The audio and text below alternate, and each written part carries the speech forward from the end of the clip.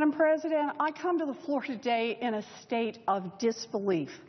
With millions of people out of work, with an economic recovery still far too fragile, with students and families being crushed by student loan debt, with millions of seniors denied their chance at one hot meal a day with Meals on Wheels, and millions of little children pushed out of Head Start because of a sequester, with the country hours away from a government shutdown and days away from a potential default on the nation's debt, the Republicans have decided that the single most important issue facing our nation is to change the law so that employers can deny women access to birth control coverage.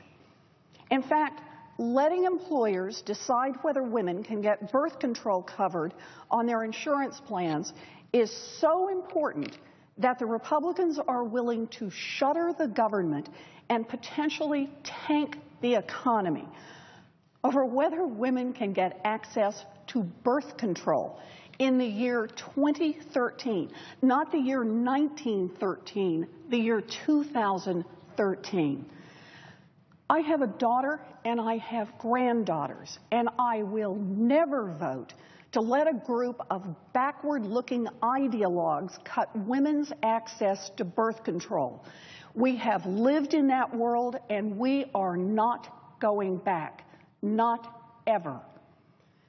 This assault on birth control is just one more piece of an ongoing Republican assault on the orderly functioning of our government and the orderly functioning of our economy. In effect, the Republicans are trying to take the government and the economy hostage, threatening serious damage to both unless the president agrees to gut the Affordable Care Act. I see things like this, and I wonder what alternate reality some of my colleagues are living in. So let me be very clear about what is happening in the real world. The ACA is the law of the land. Millions of people are counting on it. People who need health care coverage, people who need insurance policies that don't disappear just when they are at their sickest. Women will get insurance coverage for birth control. The law is here to stay, and it will stay. Earlier today, the Senate emphasized that reality by flatly rejecting the Republicans' newest ransom note, just as we did last week. Now, we are just hours from the government running out of money. We haven't fixed the sequester because of all the obstruction. We haven't finished a budget because of all the obstruction. We haven't even passed a single appropriations bill because of all the obstruction. The least we can do, the bare minimum that we can do, would be to pass a continuing resolution to keep the doors open and the lights on. We can ensure that over 1 million federal workers aren't simply sent home for no reason.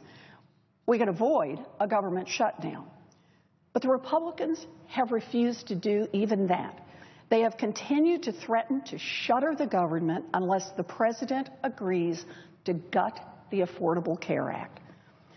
The Senate rejected that position twice, yet the Republican response has been to continue to threaten to shut the government down. These threats may continue, but they are not working, and they will never work, because this is democracy. And in a democracy, hostage tactics are the last resort for those who can't win their fights through elections, can't win their fights in Congress, can't win their fights for the presidency, and can't win their fights in the courts. For this right-wing minority, hostage-taking is all they have left, a last gasp of those who cannot cope with the realities of our democracy. The time has come for those legislators who cannot cope with the reality of our democracy to get out of the way so that those of us in both parties who understand that the American people sent us here to work for them can get back to work solving real problems faced by the American people. We have real work to do, and that's what we should be doing. Thank you, Madam President. I suggest the absence of a quorum.